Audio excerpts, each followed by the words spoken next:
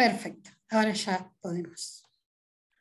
Perfecto, bueno, pues muchos saludos a todas las personas que nos siguen en el seminario y aplaudo esta iniciativa que ha tomado, camino que ha tomado Nadia Heredia para poder tener justamente el primer, diría yo, acercamiento metodológico, sistemático, en las sesiones que hemos tenido a propósito de eso que se ha dado en llamar la anadialéctica. Entonces celebro que esto se haya organizado y se haya llevado a cabo bajo su mano y bajo el auspicio, desde luego, de nuestro rector, ¿verdad? Enrique del Percio, que ha estado también auspiciando, hospedando este seminario. Bueno, muchas gracias.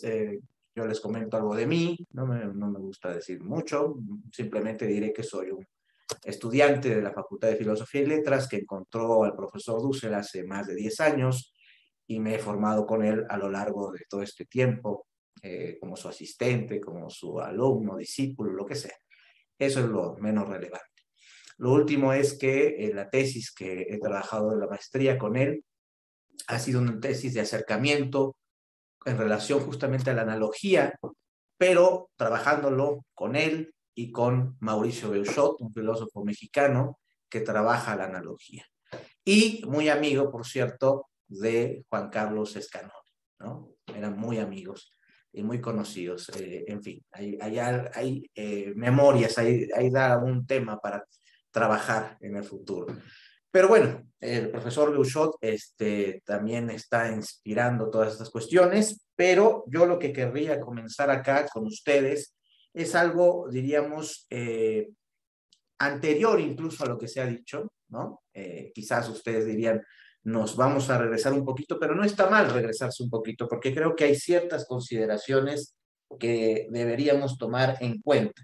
Y lo primero que les quería compartir, a mí me encanta un poco indicar algunas cuestiones sobre lo que vamos, los hallazgos que tenemos, ¿no? A nivel de lo que encontramos en las librerías y demás, en los libros de viejo.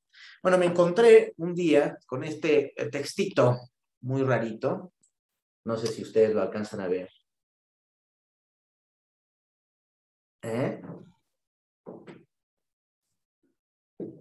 Bueno, Sí. se los digo. Metodología de lo suprasensible, el triángulo hermenéutico de un filósofo español que se llama Alfonso López Quintas, muy prolífico, tiene una obra extensa, pero qué curiosidad, él también trabaja el método analéctico. Obviamente pareciera que el método analéctico solo lo trabaja una persona o dos. No, el método analéctico es trabajado por un poquito más de 2 personas, no muchas más. Por ejemplo, en la página 120 hay un título muy interesante, dice la actitud objetivista y la actitud analéctica, ¿no?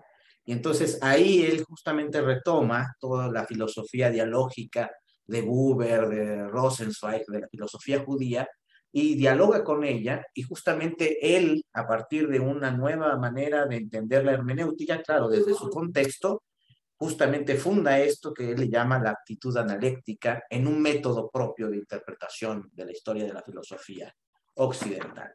Desde España, es decir, esto es filosofía en español, ¿no? Por eso me llamó bastante la atención. Se publicó en 1975 en Madrid, en una edición, pues, académica, no es una edición, diríamos, de alguna editorial importante, es una edición académica del 75, y justamente trabaja mucho Heidegger y otros autores, pero no pude encontrar la liga con nuestro autor, justamente Lakebrink, que es el que dio lugar a la palabra, diríamos, del método del profesor Enrique Dussel en este caso, sino que encontré el de otro autor, que es Fritz Vara, ¿no? Que tiene un libro justamente que se llama, que sí cita el profesor explícitamente, que se llama Analogía Entis. Analogía Entis. El 1, diríamos, el tomo 1. Y justamente esta edición chilena, pues es muy reciente, es del 2013, ¿no? Por eso cuando estaba haciendo mi tesis todavía no la tenía, salió, me la compré, y bueno, esta es la que ve el profesor Dussel en su artículo allá de los 70, ¿no? Principios de los 70, de la filosofía de la liberación y el método anadialéctico, analéctico, ¿no? Este es el libro en el que se acuerdan ustedes que nuestro compañero, nuestro amigo Enrique del Percio habló del prefijo ana o ano, ¿no? Una cosa es analógico, otro es ano, digamos, logía, y tiene que ver con el más allá, ¿no? A partir de ese momento tiene que ver con la interpretación. Entonces, aquí, por lo menos en español, está esta parte de Alfonso López Quintas, que tiene que ver con el método analéctico y que cita justamente esta obra que es un referente de la analogía, que yo también trabajo un poquito en la tesis, porque realmente esta analogía va contra Hegel, se posiciona explícita y tajantemente contra Hegel. No hay mayor, digamos, evasión. Es una manera de reaccionar a la dialéctica hegeliana también, pero de una manera bastante interesante. Este texto, este tratamiento del texto, yo se lo hice mandar a Nadia y ella me dijo que se los habría compartido. Bueno, eso ya está, ya lo tienen, ¿no? De lo que yo trato aquí con Fritz Vara, pero bueno, son indicaciones que nos llaman la atención en relación a la palabra analéctica. Pero otro que trabaja la analéctica también es un filósofo francés con el que el profesor nunca tuvo ningún acercamiento, según sus propias declaraciones, que se llama Simondon, ¿no? Acá tenía el video, pero bueno, es un filósofo francés sobre la técnica, la tecnología. Y entonces Simondon también trabaja el método analéctico en contra de la visión hegeliana de la vida, de la existencia, etcétera. Muy interesante, pero por otra vía. Entonces, resulta que, digamos, lo que quiero decir en este punto inmediato es que la analéctica realmente resulta, diríamos, una manera de ir, de enfrentarse al pensamiento hegeliano y de no quedarse prisioneros, ¿no?, de la dialéctica que él ha manejado. Porque, digamos, si algo podemos adelantar es que la dialéctica en el sentido hegeliano y en el sentido tradicional, al parecer, diríamos, como diríamos, es autorreferencial, es egológica, como dice un compañero acá en México, es egológica. Mientras que la analogía siempre ha sido o ha tomado en cuenta un aspecto que le viene de fuera, un aspecto inadvertido, un aspecto que no se puede tratar del todo, que no se puede saber del todo, digamos, de lo incognoscible también, del misterio, ¿no? También la analogía es una aproximación, nunca es una identificación, no hay identidad en la analogía justamente es un continuo aproximarse. Entonces, justamente en ese sentido, la vía de la analéctica nos puede servir para pensar la técnica, para pensar, por ejemplo, en el caso de Alfonso López Quintas, un nuevo método hermenéutico, de traducción, de visiones, en fin, y nos puede servir para mucho. Desde luego que la visión del profesor Dussel tiene características muy especiales. Me gustaría rápidamente, bueno, en el primer momento que estaba yo pensando para ustedes, basarme en este libro, que seguramente ustedes ya lo tienen ojeado, revisado, del método para una filosofía de la liberación. Entonces voy a compartir la pantalla para que ustedes vean. ¿Aquí ya se compartió? Ya. Algunas indicaciones que me parecen unos pasajes esenciales del método que expuso el profesor en esta obra.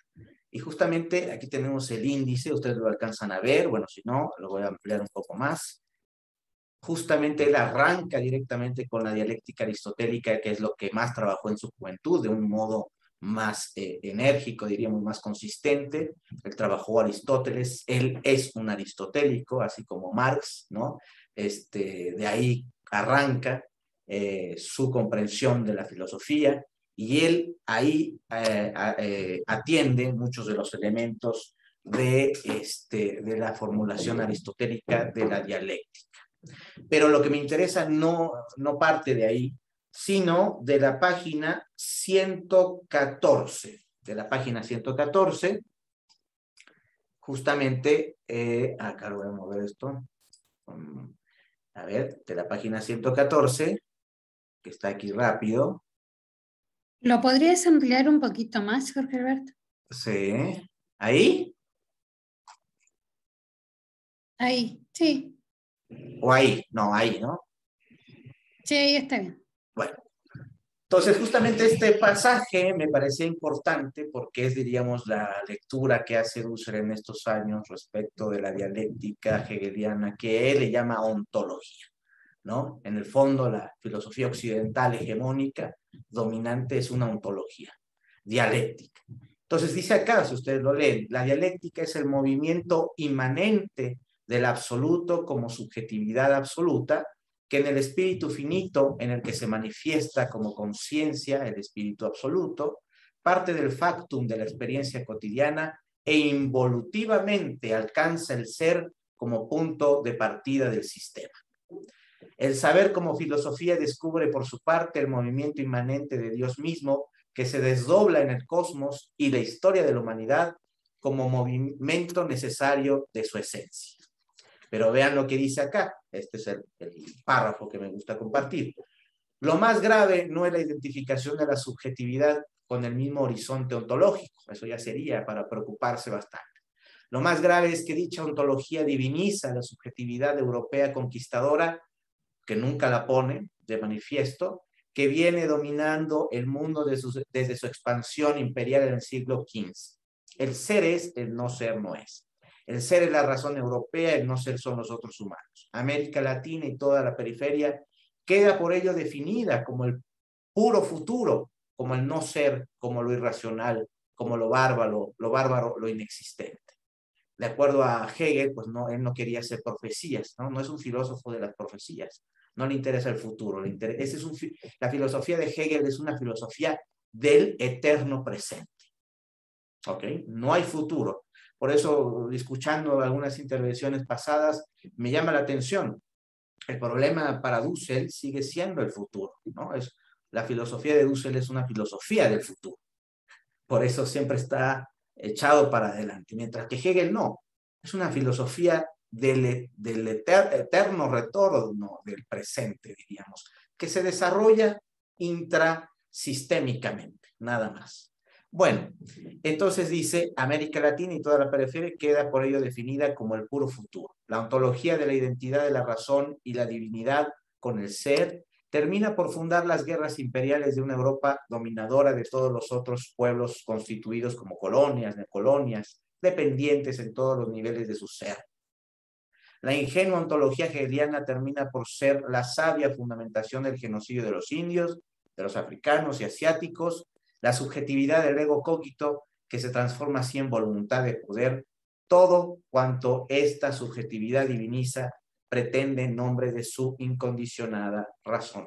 Un poco lo que decía nuestra compañera Katia Colmenares en relación a la gran identificación que hace Hegel en relación a esta expresión, ¿no?, que él tiene de que todo lo racional es real y todo lo real es racional. Digamos que nada está fuera de la razón. Nada le queda fuera a la razón. Todo puede ser explicado, integrado, considerado por la razón. Al final todo es un momento de la razón y del espíritu. Bueno, esos son unos de los elementos, lo cual el pensamiento analógico escolástico que viene de Santo Tomás, pero también viene un poco, claro, de Aristóteles y de otro momento de la filosofía griega, pone en cuestión esta identificación entre la realidad y el pensar, entre la realidad y el pensamiento. Hay toda una tradición que pone en cuestión esa identificación.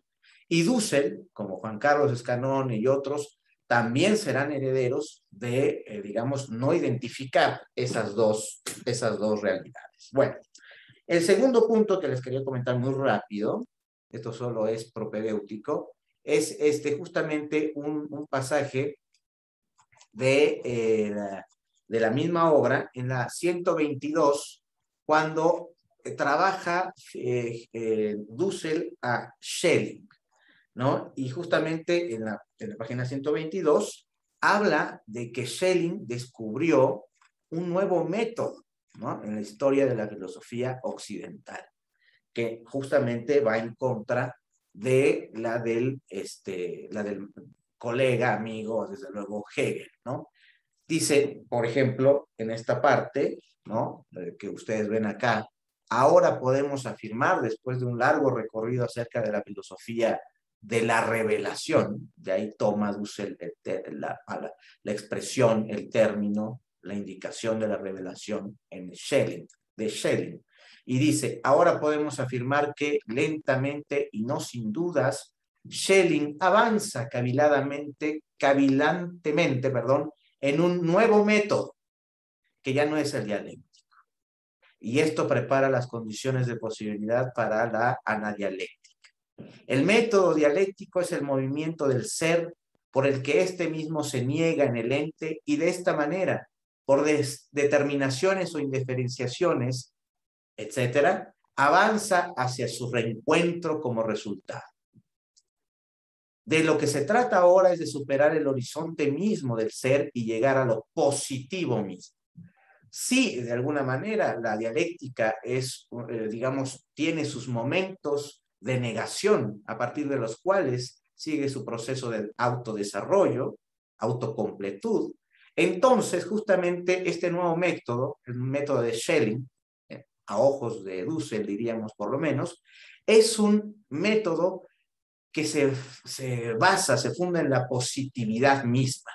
Y eso es todo un tema que Dussel va a quedar tan choqueado de eso, que con esos ojos, y no necesariamente con los de Levinas, porque se dice que el Marx de Dussel es un Marx levinasiano. Sí, claro, bueno, hay elementos, pero más bien el Marx de Dussel es un Marx schellingiano, ¿no? El Marx de Dussel es un Marx schellingiano, y bueno, él ha estado muy interesado en esa posición. En este método buscado, pero no encontrado explícitamente, permite a Schelling abrirse a una nueva edad de la filosofía. Es interesante cómo para Dussel, estamos haciendo un ejercicio de lectura. Bueno, para Dussel lo que está haciendo él mismo es una nueva expresión, una nueva formulación de la edad que está por venir en la historia de la filosofía. Pero la historia de la filosofía como no como una historia, diríamos, de las instituciones filosóficas, de la institución académica, sino la filosofía como expresión orgánica de la acción, del movimiento de los agentes, ya sea del pueblo, de las naciones, es decir, de las organizaciones, de las comunidades que tienen lugar en las épocas. De hecho, para Dussel, como ustedes saben, con su libro que acaba de salir publicado en las 40, que salió allá en los 66, 1966, por ahí, en una edición académica de la historia universal, América Latina, hipótesis para hipótesis para la historia de América Latina, no, para ubicar América Latina en la historia universal. Bueno, esa publicación ya está, pero también ahí habla, diríamos, de que estas grandes culturas, las grandes civilizaciones de las que parte la humanidad, diríamos así, pues son las que gestionan, expresan una filosofía y por lo tanto edades del mundo. Eso no es, digamos, tal cual una posición muy trabajada en Dussel, pero creo que es importante. Él estaba pensando en esta época en justamente lograr una nueva edad de la filosofía como expresión de otras condiciones de realidad materiales de la cultura. Bueno, Entonces dice explícitamente abrirse una nueva edad de la filosofía, o mejor, indicar dicha nueva edad sin poder transitar verdaderamente por ella, indicarla nada más. Es aquí donde no podemos admitir la interpretación de Lukács, ¿no? Donde Lukács habla de que, digamos, de Schelling a Hitler, pues hay un paso, ¿no? Pasando por Nietzsche. Entonces, que le parece a Dussel que esa interpretación es bastante pedestre, ¿no? Muy poco seria, ¿no? Y bueno, ahí hay una interesante indicación. Luego, este es un punto nodal, el método de filosofía y liberación, y luego en la página 163, ¿no? Viene la otra, que tiene que ver ahora con un filósofo francés que todas y todos conocemos, que es justamente Sartre. Sartre dice, acepta en parte la crítica por Kierkegaard y Marx contra Hegel, etc. Dejaremos de lado el por qué Sartre acepta el marxismo como filosofía actual y, sin embargo, acepta eso que se llamaba la filosofía burguesa, ¿no? La fenomenología y el existencialismo. Bueno, el análisis se va a centrar en el horizonte mismo del mundo, tal como aproximadamente lo describe Heidegger. Este horizonte mundano nunca puede ser, esta es la tesis, este horizonte mundano, el mundo, que se despliega cotidianamente siempre ante nosotras y nosotros, nunca puede ser una totalidad totalizada, claus absoluta. La dialéctica, dice Sartre, en este caso nos dice Joliffe fue un profesor, un maestro del profesor Dussel, que le enseñó una vía de interpretación alterna de Sartre. Entonces, justamente aquí tenemos la declaración central, que es una de las claves de este método de filosofía de liberación. Dice, voy a regresar, dice, la dialéctica aparece desde el comienzo como un proceso de totalización, tiende a la totalización, a la integración. Como decía Katia Colmenares, a la unidad que reúne, que convoca la diversidad. Pero, dice, pensar dialécticamente es entonces comprender cada forma como un momento del proceso que no puede ser sino identificado, indefinidamente en suspenso, porque la totalidad, se habló de totalidad, no puede ser sino no puede jamás, llevarse a cabo. Porque la totalidad no puede jamás llevarse a cabo. La totalidad no puede llegarse, no se puede cumplir. Es decir, el pensar dialéctico debe fundarse sobre todo sobre una historia perpetuamente abierta, un proceso siempre en curso. Y justamente esta es la esencia de la anadialéctica tal como la piensa Enrique Dussel. Es decir, la historia perpetuamente abierta. Me preocupó un comentario que se hizo en la sesión pasada, de decir que, bueno, y si pensáramos que entonces la dialéctica como siempre va a haber contradicciones y conflictos, entonces el sistema siempre... No, pero si la historia está, claro, depende de nosotras y de nosotros, pero diríamos, la visión en el fondo, el núcleo ético, mítico, para decirlo, ¿no? Del profesor Dussel es una filosofía de la historia abierta, inesperada, y no puede ser más, porque la historia justamente no es el cumplimiento, no es la realización del espíritu, ¿no? En los cuerpos, ¿no? De los seres humanos. No es la Matrix realizándose en los cuerpos de los seres humanos, ¿no? En las obras de los seres humanos, sino que son los seres humanos y sus voluntades y sus articulaciones y su inesperado amor, diríamos, que se van desarrollando en la historia y por eso el concepto de fetichización es tan importante en la política de la liberación, porque la fetichización nos habla de que en ciertos momentos, bueno, esa libertad, ese entusiasmo, en fin, se convierte también en procesos y estructuras de dominación que hay que poder destruir, ¿no? Dice Dussel. Pero bueno, aquí nos da la indicación de que la historia es abierta. Este proceso de totalización, ya en palabras de Dussel, jamás totalizado contra Hegel, desde Sartre y con la interpretación de Joliffe, ¿no? No tiene una forma circular, porque la totalización nunca jamás puede ser acabada y la totalidad, si la hay, ojo, esta expresión, si la hubiera, hablamos de totalidad, pero bueno, hay que tener un seminario exclusivo sobre estas categorías. Un día lo vamos a organizar. Yo creo que también nadie lo va a organizar, porque en lo que uno se pone a pensar nunca lo organiza. Pero lo vamos a hacer, categoría por categoría. Una de esas, a pensar seriamente entre ustedes, con nosotros, con todos y todas, es la de totalidad. Si la hubiera, es solo un título a título de totalidad intotalizada, un oxímoron, ¿no? La figura de lo que no se puede realizar aunque pretende realizarse. Eso también es la vida. La vida pretende realizarse de alguna manera en su crecimiento, en su desarrollo, pero no va hacia la realización, va hacia otro lado la vida. Por eso es que la ética de liberación del 98 habla justamente de la vida como el momento analógico más preponderante. Bueno, esto en la 63, en la 66, nada más para que lo vean los pasajes esenciales, a mi juicio, desde luego, justamente tenemos esta indicación de que a ver, está en este o en este. Bueno, en tercer lugar, el saber acerca de la dialéctica es un método dialéctico, una razón dialéctica histórico universal. Esta razón dialéctica no es idéntica como saber metódico a la comprensión dialéctica cotidiana. Bueno, pero por acá dice justamente, no sé si lo alcanzan a ver, que se habla de una dialéctica abierta. Lo dice aquí, pero lo perdí un poco porque está tan denso el texto que uno se pierde. Bueno, dice,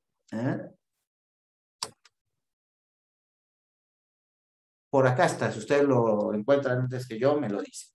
Pero aquí justamente tiene la indicación en la página 166 de un momento abierto, un movimiento abierto de la dialéctica. Acá, o sea, digamos de la circularidad, del quietismo, ¿no? Diríamos de la anulación de la historia. En Hegel no hay historia, diríamos, para Dussel. Eso que Hegel nos ha presentado no es la historia. Eso no puede ser historia. Aquí justamente con Sartre hablamos de una indicación del método como dialéctica no resuelta, una dialéctica abierta de los procesos que no llegan a cumplirse nunca. Bueno, eso ustedes lo pueden ver, porque ahorita no lo encuentro acá en las líneas, Acá pero, dicen que están en otra página. a ver, porque Estamos se viendo fue. la 161. No, estamos viendo la 160. Yo estoy viendo la 166. Sí, ahora sí. No, estaba ahí, ¿no? Sí, estaba ahí en la misma. Es la misma, pues, en la que estaba. Pero acá dice, esta circularidad introduce dialécticamente algo nuevo, pero se me fue un poquito está la palabra justamente de que es una dialéctica, a ver, para tenerlo rápido. Yo lo tengo acá el libro 166. Uh-huh.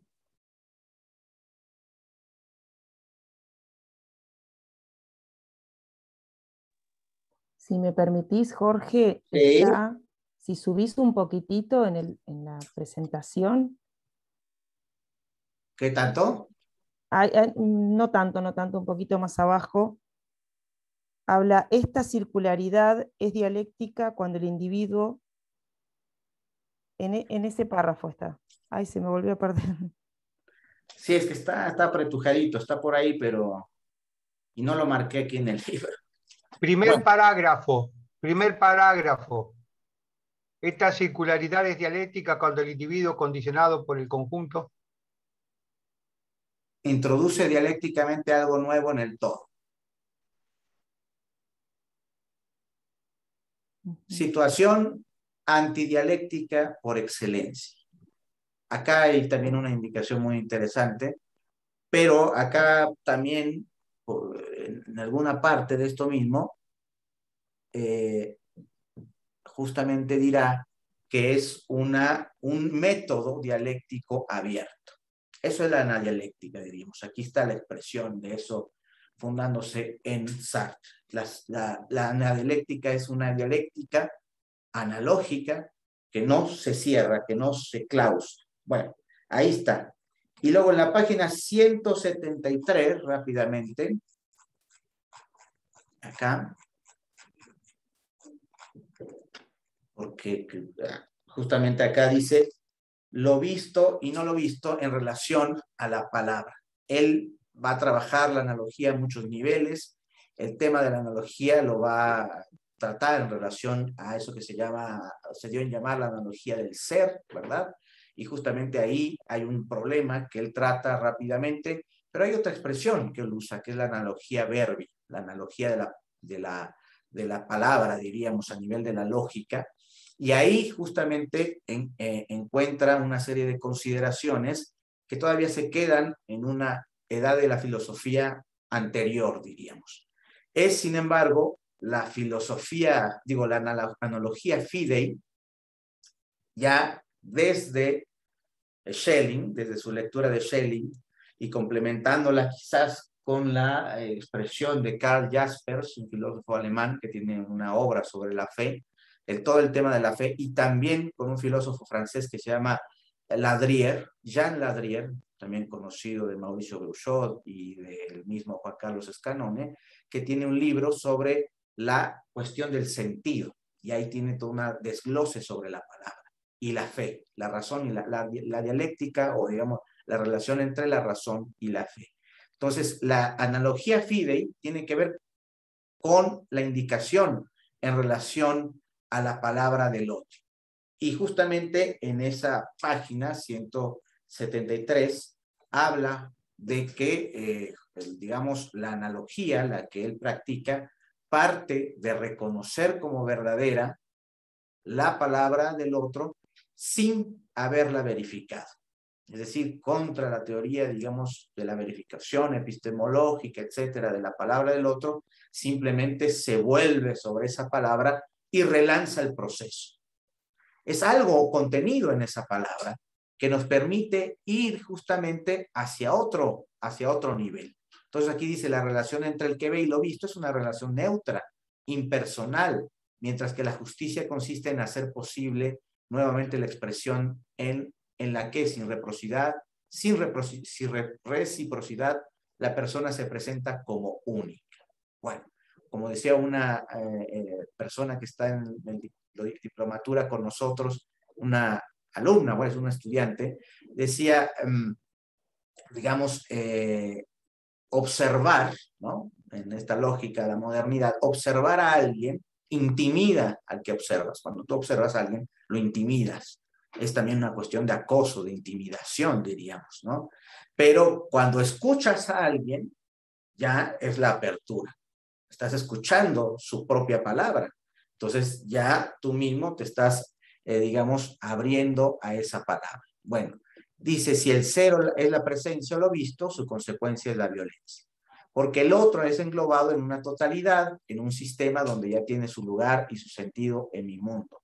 Por el contrario, si el ser es de algún modo siempre encubierto, que como otro se revela por la palabra, debo guardar ante él el debido respeto y cumplir con la justicia que me interpela en su rostro. Quiere decir que la palabra que no alcanzo a comprender, esto lo dirá aquí muy formalmente, la palabra que no alcanzo a comprender, que no alcanzo a discernir, diríamos, porque no es reconocible, no es inteligible. Sin embargo, tengo que aceptarla como verdadera porque viene justamente de este horizonte, que es el horizonte de su propio rostro. Y ese rostro es el que indica la posición de injusticia en la que se encuentra el otro y la otra, que es el arranque de la posibilidad de una crítica al sistema. Pero diríamos, no hay una indicación aquí, digamos, de que la analogía no tiene que ver con el discurso, ¿no? Digamos, con lo que se profiere inmediatamente, con lo que se dice, lo articulado del discurso, sino con lo que oculta el discurso, lo que es ocultado en el discurso. Lo propio de la analogía es desocultar ese discurso para que quede evidenciada la falta. ¿Qué es el rostro? El rostro es la falta cometida. Ese es el rostro. Cuando vemos el rostro, diríamos, estamos ante la falta misma, ante la cual pues tenemos vergüenza, porque justamente no se puede, digamos, esquivar, está ahí, da vergüenza la falta cometida, ya sea por uno mismo, por una misma, o por una institución o por la estructura, diríamos, de dominación. Pero la falta es el rostro en sí mismo. Entonces, la indicación, el rostro también no es, como diría Mauricio Bluchot, un ícono, pero el rostro no es un símbolo ni un ícono, pero el rostro es un indicador de la falla, de la incapacidad del sistema para poder, digamos, para poder ofrecer justicia, diríamos, ¿no? Es más lo contrario. El rostro justamente es la expresión de la falla estructural de un sistema, de cuando el sistema no da más. Entonces ahí está el rostro. El rostro no necesariamente es simplemente la cara, es la situación de injusticia, es el indicador de injusticia por excelencia, el rostro. Bueno, es un diálogo con Levinas y la interpretación que hace Dussel de Levinas, que no es lo mismo que Levinas. Si yo leo puro Levinas, nunca voy a llegar a Dussel. Para llegar a Dussel hay que leer a Dussel. Bueno, exterioridad nunca, todo franqueable tras, dice, de algún modo siempre encubierto, debo de guardar un debido respeto. Una exterioridad se levanta tras el horizonte de mi mundo. Exterioridad nunca del todo franqueable por esencia insuperable. Ese resto, esta palabra resto que ahora la trae a colación el profesor en sus seminarios, lo que está haciendo ahora en filosofía política, con el tomo 3 de la política de la liberación, con Pablo de Tarso y en fin, Walter Benjamin, el tema del resto ya venía trabajándolo desde sus primeros años, desde su juventud, diríamos. El resto ya siempre ha estado incluido en su filosofía. Ese resto inmenso de exterioridad deja siempre abierto un ámbito a la dialéctica. La dialéctica entonces queda inconclusa, no se cierra, queda abierta, porque ese abrirse viene justamente de la necesidad que, bueno, pensemos en esto. ¿Qué es el rostro? Sino la evidencia más auténtica, no más cierta, diríamos, de que el sistema quiere totalizarse, ¿no? De la totalización del sistema, de la pretensión de totalización. Digamos, en el rostro se ve es el signo, diríamos, que nos indica lo mal que está el sistema. Entonces, de alguna manera, cuando la dialéctica y los procesos sociales se dan en diversas culturas, etcétera, bueno, no siempre son de dominación. Dussel nunca ha dicho que en todo sistema, en toda cultura, haya procesos de dominación. Habrá en algunos, quizás en varios, ¿no? Sobre todo en Occidente, que lo impuso como una marca para todo el mundo, pero no necesariamente quiere decir que haya sido la vida de antes, ni será la vida del futuro tampoco, ¿no? Entonces, eso te lo pongo para que lo... Ah, acá está, miren, lo puse mal. Era la página 173. Pero bueno, no, estaba bien, pero dice, ese resto inmenso de exterioridad deja siempre abierto un ámbito a la dialéctica. Abre la dialéctica. No ya como dialéctica de la naturaleza, physis, ¿no? Incluso aunque sea del espíritu hegeliano, sino de la historia. Aquí la noción fuerte de historia en Dussel. Es una historia que está abierta.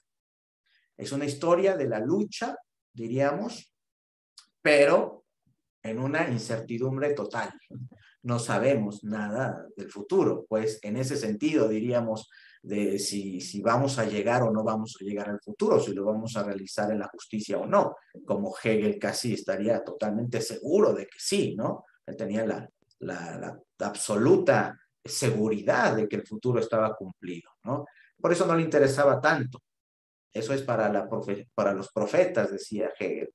En cambio, Dussel, como integra un profetismo muy, él dice una teología atea, ¿no? Que es el lenguaje de los profetas en su filosofía, que es poco estudiada, además, debo decirles, ¿no? Que es poco estudiada el profetismo de Dussel en ese sentido, y de su función en la construcción de la historia que él tiene. Bueno, aquí lo vemos. La historia para él es una apertura, es una línea que se abre, diríamos, pero ni siquiera línea, es un horizonte que se abre, pero no está cerrado.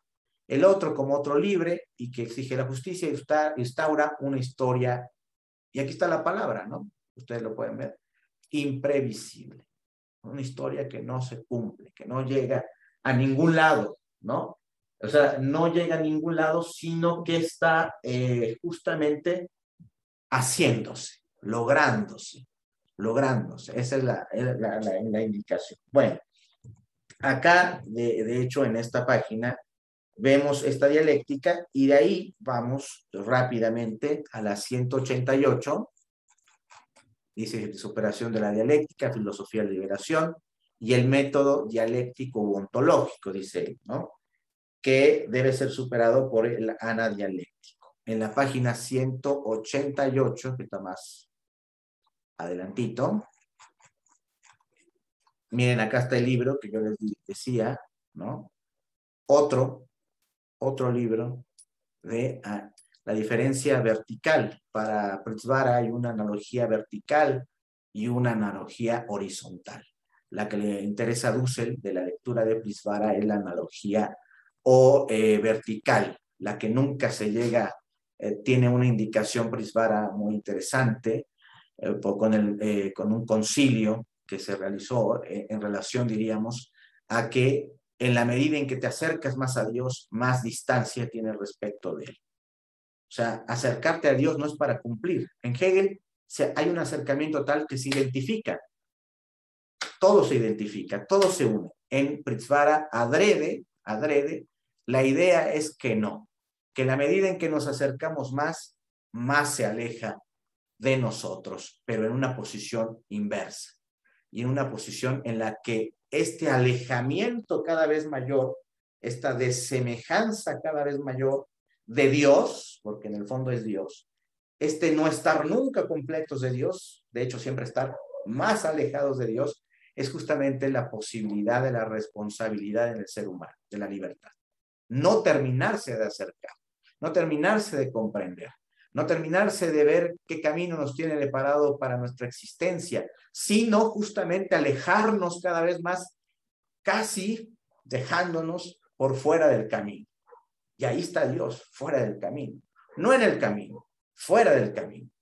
Donde justamente, quizás, ¿verdad?, necesitamos más a Dios y entendemos más lo que es. Bueno, entonces 187 está hablando justamente de la analogía del ser, etcétera, y va indicando algunas cuestiones sobre la analogía. Aquí les digo, la analogía fidei es la propedéutica, la analogía rey. Esta analogía ya no la trabaja él, pero es la analogía propiamente dicha en relación a la realidad. Pero esta analogía es lo primero, es la creencia en el otro. El ser único, idéntico a sí mismo, de la analogía del ente, etcétera, funda la totalidad. El ser analógico del otro como alteridad metafísica, Levinas, gracias a la distinción que Dussel ha trabajado desde sus años de la teología escolástica, origina la revelación del otro como, aquí está Schelling, como procreación en la totalidad. En la totalidad misma hay procreación. La totalidad misma, diríamos, en esta palabra que se toma como por verdadera, justamente tiende a la procreación, tiende de nuevo a la purificación, al dinamismo, al negar la petrificación, al negar la identificación, la totalización, justamente, ¿no? Cuando vemos llegar la totalización, vemos todos los fascismos, todos los totalitarismos, todas las ideologías conservadoras y todas las experiencias bárbaras y salvajes que existen en este mundo, diríamos así. Negar esa totalización, negar esa identificación es justo la tarea esencial, diríamos, de un método analógico, pero ahora analéctico. ¿Por qué es analéctico y no meramente analógico? Por la historia, justamente. Porque la analogía había estado un poco, digamos, enmarañada en un discurso teológico, muy preocupado por la relación que debemos tener con Dios, una relación moral, en fin, hay muchas indicaciones. Pero acá no, acá es una relación político-geohistórica. Entonces, la analéctica le interesa recobrar el sentido histórico, hacer historia, más allá de esa, entre comillas, versión de la historia de Hegel. Hacer una verdadera historia, que como dice Dussel, sea una historia cálida, optimista, lo cual es difícil, bastante difícil, pero yo lo asumo como un reto, ¿no? Ahorita vamos a llegar al punto de la discusión sobre estos asuntos. Bueno, 190, aquí viene ya la cuestión, justamente logos, como palabra expresora, el logos griego, es unívoca, ¿no? Lo unívoco, lo equívoco, lo analógico. O es unívoca, quiere decir que solo tiene una posibilidad de sentido. Y como dice Eduardo Nicol, en esta hermosa obra, que se llama La metafísica de la expresión, filósofo de origen catalán, radicado en México, del exilio de la Guerra Civil Española, etc. Esta obra tremenda, pues Dussel la leyó también hace mucho tiempo, y cuando la estábamos trabajando, bueno, dice, bueno, pues piensa lo mismo que yo, y justamente con el que se agarra Nicole en esta obra es con Descartes. No tanto con Hegel, sino con Descartes, porque Descartes es el padre de la modernidad y es el padre del discurso unívoco, diríamos, ¿no? ¿Y qué dice Nicole respecto de esto? Que el univocismo cancela el sentido. El sentido, hay sentido cuando hay posibilidad, hay desacuerdo, cuando hay distintas visiones acerca de algo. Por eso hay sentido. El sentido no puede ser nunca unívoco, porque el sentido está fundado en la apertura, diríamos, de las posibilidades, de las posiciones. Bueno, dice el único ser, la Dabar, que es hebrea, diríamos, como voz reveladora del otro, es originariamente análoga. ¿Qué quiere decir análoga? Abierta. El logos siempre, bueno, parece, diríamos en esta interpretación, identificarse physis y noein, ¿no? O sea, razón o pensamiento y realidad. Pero aquí la analogía no se termina nunca de identificar con el otro, y menos con el absolutamente otro. Bueno, y rápido, para ir terminando esta parte, la parte problemática que a mí siempre se me presentó en el texto del profesor es justamente la cuestión, diríamos, de la página 190, acá en el parágrafo 28, que es fundamental, del escuchar a la interpretación de la voz del otro. ¿Cómo lograr la interpretación adecuada, diríamos, de la voz del otro? Entonces ustedes lean, acá dice justamente esta remitencia o referencia a la palabra reveladora, al revelador, deja al que escucha dicha palabra en la totalidad, en una situación que es necesario describir, porque toca a la esencia misma del hombre, de la historicidad del hombre, de la racionalidad. La palabra que irrumpe desde el otro en la totalidad no es interpretable, porque puede interpretarse algo en la medida en que guarda relación con la fundamentación del mundo actual. Pero dicha palabra irrumpe desde más allá de mi mundo. Sin embargo, es comprensible inadecuadamente. Es una expresión casi escolástica también, ¿no? De la teología escolástica. Se comprende, eso es la analogía. Se comprende, pero sumamente de forma inadecuada, ¿no? Como hemos dicho, comprensión por semejanza y confusa. A partir de la experiencia pasada que tengo, entonces trato de llegar a una idea, tener una idea aproximada e imprecisa, inverificada de lo que me revela. Se asiente, se tiene convicción o se comprende inadecuadamente lo dicho, teniendo confianza, fe en el otro, porque él lo dice, porque él o ella lo dice. Es el amor de justicia transontológico el que permite aceptar como verdadera su palabra inverificada. Este acto de racionalidad histórica, de nuevo histórica, y es histórica, es una nueva comprensión de la historia. Es el supremamente racional y muestra de la plenitud del ser humano ser capaz de jugarse por la palabra creída es, fíjense, yo creo que esta es la expresión más bella de este libro, se lo voy a decir otra vez. Este acto de racionalidad histórica es el supremamente racional y la muestra de la plenitud del espíritu humano.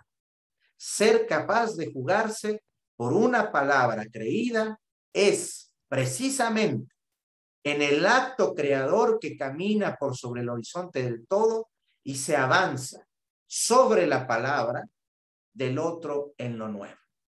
Que es decir, que la palabra nos lanza a lo nuevo, a lo inesperado, diríamos, porque ni siquiera estamos conscientes de a dónde vamos, si lo tenemos asegurado, si vamos por buen camino, diríamos así, ¿no? El que piensa el camino es un filósofo de la dominación, de la violencia. Los que piensan la filosofía del camino, no, es la filosofía del margen del camino, del no tener camino, del estar extraviado del camino. Eso sí que es una filosofía del amor e interesante para la historia. Bueno, y llegan alguna, yo iba a decir alguna más, de pueblo, pero ya lo dijo el profesor Dussel en su intervención, en la página 226 está la idea de pueblo, las nociones analógicas de pueblo, pero bueno, yo lo que iba, y les voy a compartir ahora la tesis que tengo aquí, justamente a propósito de estas indicaciones que nos ha hecho el profesor. Dice, una filosofía, ¿por qué la filosofía? De nuevo, no es una filosofía académica, sino una expresión de esta tensión histórica realmente, de esta lucha histórica. La filosofía como expresión, como una edad, diríamos, espiritual de esa tensión histórica. Bueno, la filosofía auténtica reacciona con los portadores de la palabra dominadora. Bueno, dice, yo, mi interpretación de la anadialéctica de Dussel tiene estas partes, diríamos, de su propia descripción. Primero, escuchando la palabra provocante del otro, al que yo llamo momento metafísico profético. Es digamos, la interpretación que tiene un nivel de profecía en lo contenido, en la palabra que viene del otro o de la otra. Segundo, que es el oprimido latinoamericano en la totalidad noratlántica. ¿Qué hizo del pasaje 1? Acá está. Bueno, nada más porque estamos acá, lo voy a bajar. Ay, se me baja todo. Ah, no, acá está. Escuchando la palabra. Pero ¿quién es el otro? ¿Qué palabra es la que estamos queriendo escuchar? Bueno, es ni más ni menos que el oprimido latinoamericano en una totalidad noratlántica. Le pongo 2 puntos, luego escribo yo. Por analogía histórica, en tanto determinación, el otro es situado en su negatividad y por ello, o por ella, se lo puede ubicar geopolíticamente. La anadialéctica es una analéctica o analogía que geohistoriza la realidad humana, diríamos así. La pone en perspectiva geopolítica. Bueno, entonces dice, el otro es situado en su negatividad y por ella se lo puede ubicar geopolíticamente y ver en el mundo de la luz, porque lo que nos ha advertido de su presencia es también y concomitantemente su ser negado. Por lo que, sigue el argumento, como futuro, por analogía proyectada como novedad histórica de la que él es el arranque y la fuente o potencia primerísima, pero de algo imprevisible, abierto. 4. Puede nacer la filosofía latinoamericana como expresión de esta situación, de esta emergencia, porque primero se dio la emergencia histórica y luego tuvimos que tener una teoría para dar cuenta de ello, o una expresión teórica, diríamos así. Aplicación científica, bueno, permítame un poco la palabra, científica como filosofía auténtica. 5, que será analógicamente africana y asiática, porque, digo yo, se puede hacer el diagnóstico de las patologías de la totalidad vigente a nivel mundial, es que por semejanza a la negatividad se puede atender la posibilidad de una crítica analógica igualmente mundial desde abajo, afirmando una nueva humanidad, no idéntica ni fragmentaria, sino pluriversal. Esto de lo pluriversal justamente viene al final del capítulo del método, justamente donde se dice el método analéctico. O sea, el capítulo que se llama el método analéctico, al final, ustedes tienen que leer esa parte que es preciosa, diríamos, que es justamente en la página que está en la página 197 del libro, y justamente ahí nos refiere que se trata de llegar a una nueva edad del mundo, donde esta filosofía bárbara que se hace, ¿no? Dice, por ejemplo, como yo mismo expuse en una universidad europea en el 72, lo que pretendemos es justamente una filosofía bárbara, una filosofía que surja desde el no ser dominador. Pero por ello, por encontrarnos más allá de la totalidad europea, moderna y dominadora, es una filosofía del futuro, de lo imprevisible, de lo abierto. Filosofía del futuro, ahí creo que nadie ha dicho nada de eso del futuro. Me parece interesante. Es mundial, posmoderna, mundial, posmoderna, le decían Juan Carlos Escanone y Dussel, antes que los posmodernos, en relación a más allá de la modernidad y de la liberación. Es la cuarta edad de la filosofía y la primera edad antropológica. Hemos dejado atrás la fisiología griega, la teología medieval, la logología moderna, pero las asumimos, las integramos por semejanza analéctica, ¿no?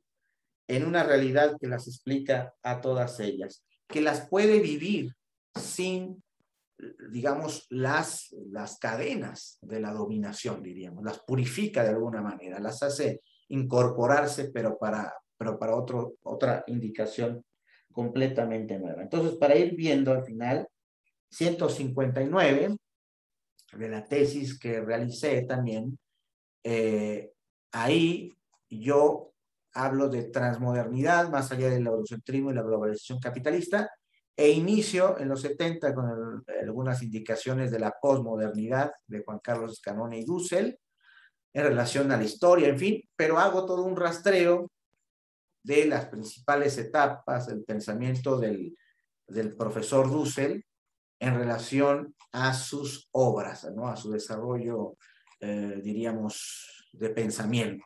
Y veo que en todas ellas, diríamos, desde las primeras obras hasta las últimas, el pensamiento analógico ha recorrido todo su planteamiento. Algunas veces no aparecía explícitamente, como en la ética amarilla, la ética del 98, que inaugura una nueva etapa de su pensamiento, pero aunque no se explicite, está contenida.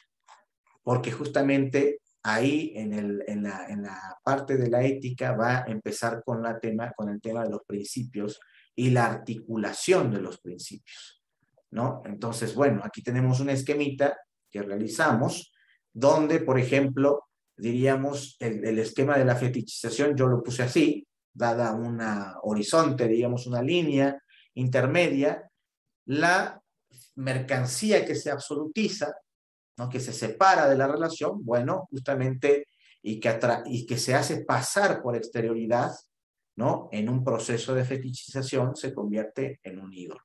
Dios que encarna, ¿no? Y regresa al mundo, vive en el mundo, encarna en el mundo, pues es justamente la contraindicación. Aquí tendría que poner una línea, una diagonal, diríamos, para indicar que son procesos contrarios, que es justamente lo contrario al ídolo, que es la libertad, o también diríamos la liberación. En fin, entonces acá podemos tener algunas indicaciones de esto, pero bueno, yo las terminé en relación a sus últimas obras, sobre todo la relación a la ética como campos prácticos. Ustedes tienen eso de 14 tesis de ética, donde se puede encontrar más explícitamente el tema de la analogía como articulación de los campos prácticos y del sujeto histórico. Bueno, acá yo realicé este esquema en relación a su posición histórica, que es un poco de lo que he querido comentarles a lo largo de todo este proceso. Digamos que lo voy a abrir un poco para que se vea. Lo puse así en una, digamos, en una línea de fuga, ¿no? que realmente no va a ningún lado, habría que quitarle la flecha, pero nada más es como una indicación del futuro, y justamente parte de la exterioridad aquí abajo, digamos que se tiñe de una opresión en una totalidad histórica. Pero justamente desde esta opresión se da la posibilidad de un salto, de una creación a un nuevo. Claro, las palabras nos pueden confundir un poco, ¿no? Él le dice nuevo orden, nueva totalidad. Pero si es el pasaje, diríamos, a una dimensión más auténtica de la historicidad del ser humano, entonces no será un orden como el anterior. No puede serlo, pero también es imprevisible, es imposible saberlo. Eso también me llamó la atención del comentario que se hizo. Claro, uno puede decir, bueno, y si no va a ser mejor que el anterior, entonces ¿para qué hacemos las cosas como a él siempre le gusta decir? Pero es que ¿acaso vamos a saber que realmente va a ser mejor que el anterior? ¿Que los días por venir van a ser mejores que los pasados? ¿De qué depende? Pues depende de nuestra libertad, de la posibilidad de articular voluntades, de lograr condiciones de posibilidad objetivas para que se realicen ciertas cuestiones. Pero que podamos decir que realmente vamos a lograr la victoria y vamos a vivir bien y vamos a estar en el mejor lugar posible, bueno, eso es una ingenuidad que no tiene parangón alguno, ¿no? Que ni Marx cometió, porque él habló del comunismo, pero así como que lo dejó un poco ahí, porque en realidad no quería dar mucha indicación de cómo iba a estar la cosa, porque no podía, tampoco nosotros podemos, en una sana consideración de nuestras facultades, ¿no? No podemos asegurar nada. Es un futuro por el que se puede luchar siempre de nuevo se puede luchar por ese futuro, siempre que, claro, la tierra nos dé la posibilidad, ¿verdad? La naturaleza nos dé la posibilidad. Bueno, siempre se puede luchar por el futuro de nuevo. Es decir, otra vez, abriéndola a una historia. Y así, aquí hago una consideración de esa palabra interesante, me llamó la atención. Dice, la exterioridad puede ser entendida como aquello que no se agota en ninguna totalidad histórica, pero que se constituye como la fuerza que permite un salto hacia una nueva totalidad abierta, que pueda ser más justa, de acuerdo a otras condiciones objetivas. Pero la historia no termina ahí, sino que sigue, continúa. No hay fin de la historia. La palabra semita olam, que es traducida al griego por aion, indica el sentido del tiempo infinito, abierto. No son esas cositas hermosas que nos dejan las discusiones teológicas. De una duración ilimitada e incalculable, siempre abierta, siempre excedente. Que no ya la eternidad siempre cíclica de los griegos, sino una eternidad, quizás en tanto el flujo infinito del tiempo, como una serie ilimitada de eras ilimitadas. En el tiempo por venir. Este libro maravilloso es de un teólogo que se llama Oscar Cullmann, ¿no? De la obra Cristo y el tiempo, pero me llamaron mucho la atención. Estas figuras semitas cristianas indican con mayor precisión nuestro esquema. Se trata en suma de mantener la creación en marcha. Es una idea de la creación.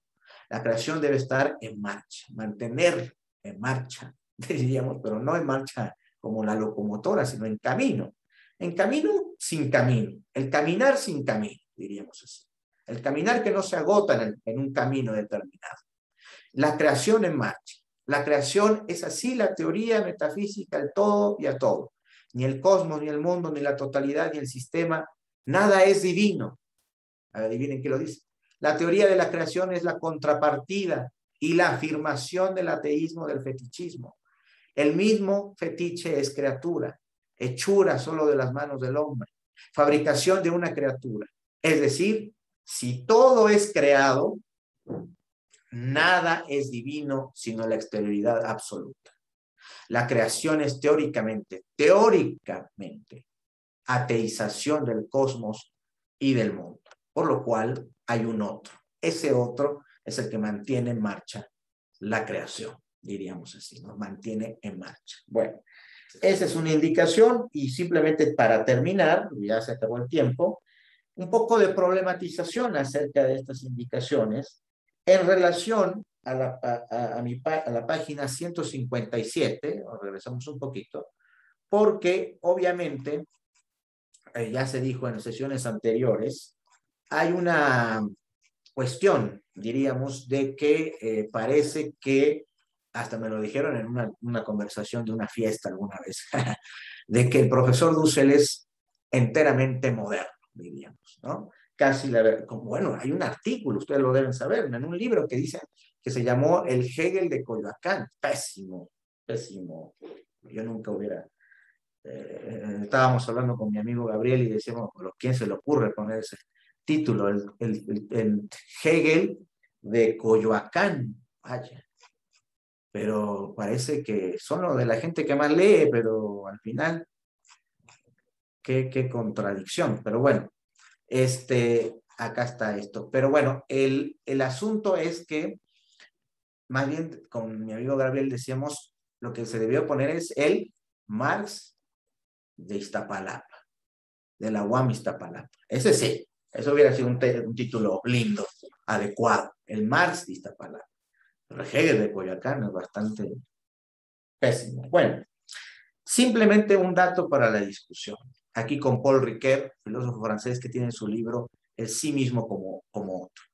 Ahí habla justamente del tema de la, digamos, del ámbito, de la consideración que hace Levinas, ¿no? De su equivocismo radical en relación del absolutamente otro, y cómo es que Dussel, con su analéctica, o sea, con la historización, diríamos, que hace del otro, la geohistorización que hace del otro, absolutamente otro, de Levinas. ¿Qué es lo que hace Dussel con Levinas? Lo geopolitiza históricamente, en una dimensión mundial, diríamos así. Eso es lo que hace con Levinas. Por eso Levinas al fin quedó un poco enojado, un poco molesto, un poco desconectado de lo que hacía Dussel, porque Levinas al fin estaba haciendo sus trabajos de filosofía.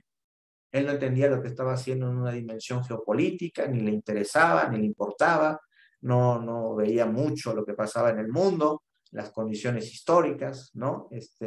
Sino que su filosofía era un discurso propio que estaba elaborando en relación, claro, a algo que le interesaba, pero que nunca tuvo anclaje en la realidad, diríamos, contextual de su tiempo. Bueno, Dussel lo que hace es anclar ese discurso, diríamos, un poco devolverle la vitalidad, la carne, la sangre a ese discurso, pero solo le puedes dar la carne y la sangre cuando le das historia, cuando lo sitúas geopolíticamente. Bueno, en el tema, digamos, de la analéctica, hay un elemento, diríamos, para Paul Ricoeur que tiene que ver con cómo, digamos, la revelación del otro, la palabra que viene del otro, justamente se revela.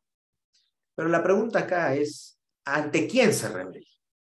Y esto es un punto que quiero compartirles para finalizar la exposición y provocar el diálogo. Es decir, como digo yo ahí, le tengo que poner como pregunta más bien, no como afirmación. La analéctica es el hospedaje de la palabra viva que adviene del otro, le pongo yo, que se deja convocar, que se deja amar y también por ello puede convocar y amar a otras y otros en la solidaridad. Pero entonces eso, a la luz del libro de Paul Ricoeur y justamente de su interpretación de Levinas, simplemente él dice, ¿qué sucede con la relación? Bueno, está un poquito antes. Dice, Paul Ricoeur, quien en su diálogo con la posición de máxima hipérbole, que es una figura retórica, ¿verdad? La hipérbole es como la extralimitación, la exageración, ¿no? El llevar hasta sus últimas consecuencias algo, diríamos, de Levinas como disimetría o una moral de la enseñanza del maestro de justicia en una distancia infinita, y el estudio sobre la amistad del legado platónico y aristotélico se propone mostrar que la epifanía del otro levinasiano quedaría sin efecto, es decir, sin la obediencia demandada, si no fuera precisamente porque existe un movimiento del sí mismo, ¿no? Del soi-même, hacia el otro como positiva y espontáneamente aceptación. Esto es reconocimiento. Tiene un libro, ¿no? Que se llama el tema del reconocimiento. Dice, ¿qué sucede con la relación entre instrucción, esta contaminación del otro en su revelación y la amistad? Lo que llama la atención de inmediato es el contraste entre la reciprocidad de la amistad y la disimetría de la combinación. Parece que hay dos tradiciones, ¿no? Y de hecho las hace notar.